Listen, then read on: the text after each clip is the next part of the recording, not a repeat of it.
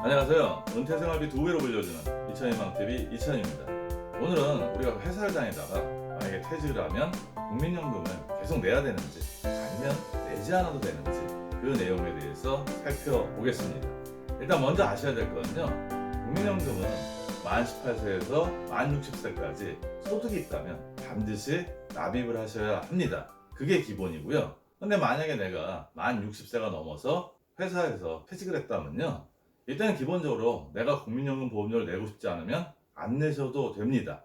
하지만 가입 기간을 늘리거나 아니면 연금을 더 많이 받기 위해서는요. 임의 계속 가입을 신청하실 수가 있습니다. 이렇게 임의 계속 가입을 신청하시면 연금 수령전까지 보험료를 계속 불입할 수가 있는데요. 이렇게 되면 가입 기간도 늘어나고 연금도 많이 수령할 수가 있습니다. 일단 우리가 국민연금에 보험료를 납입한 후에요. 10년이 지나지 않으면 연금으로 받을 수가 없습니다. 따라서 이런 기간이 부족한 사람들이 임의 계속 가입 제도를 이용해서 만 60세가 지나서도 계속 보험료를 낼 수도 있고요. 또 하나는 가입 기간이 20년이 지나면요. 1년 기간을 연장할 때마다 연금액이 0.5%씩 늘어납니다.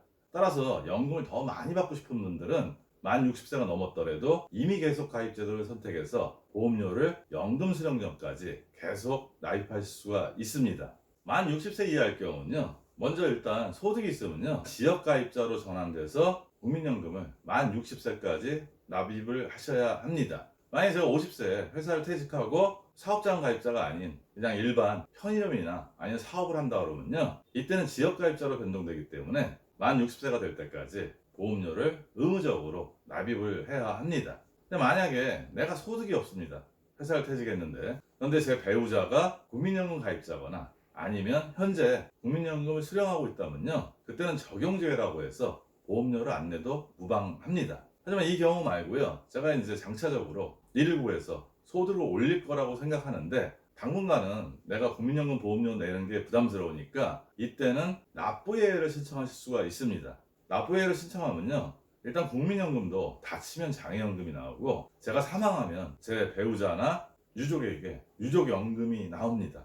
납부예외 기간 동안 이런 일이 발생하더라도 장애연금이나 유족연금은 수령할 수가 있습니다. 이렇게 납부예외 기간이 있다가 제가 만약에 재취업을 한다면 제가 취업하는 곳이 국민연금 사업장이라면요. 사업장 가입자로 계속 보험료를 납입하면 되고요. 만약에 자영업이나 사업을 하는데 사업장 가입이 아니고 지역 가입자라면요. 일단 국민연금공단에 납부재개 신고를 하셔야 됩니다. 그리고 마찬가지로 만 60세까지 소득이 있다면 계속 국민연금 보험료를 납부하셔야 합니다. 근데 이때 만약에 납부를 안 하면요. 두 가지 문제가 좀 생깁니다. 첫 번째는 아까 납부예외 기간 중에는 장애를 입거나 사망을 하더라도 장애연금이나 유족연금이 나온다고 했는데요. 만약에 소득이 있는데 납부재개 신고를 안 한 상태에서 이런 일이 발생하면 장애연금이나 유족연금을 받지 못할 수도 있습니다.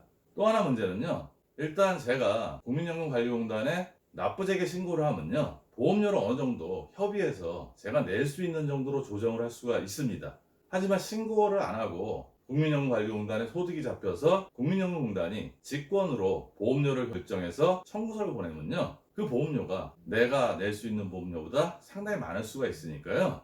이런 경우에는 반드시 납부재개 신고를 한 다음에 합리적인 보험료를 결정해서 국민연금 보험료를 납입하는 게 훨씬 유리하십니다. 이럴 경우에 납부 예외 기간이 발생할 수 있는데요. 그 기간이 6개월이 될 수도 있고 1년이 될 수도 있고 3년이 될 수도 있습니다. 이 기간은 나중에 추후 납부 제도를 통해서 그 기간 동안 못 낸 보험료를 내면서 나중에 연금 받을 때 훨씬 많은 연금을 수령할 수도 있습니다. 오늘은 우리가 회사에서 퇴직할 때 국민연금을 계속 내야 되는지 아니면 내지 않아도 되는지 그 내용에 대해서 경우의 수를 두고 한번 살펴봤습니다. 오늘 내용도 도움이 되었으면 좋겠고요. 오늘도 행복한 하루 되세요.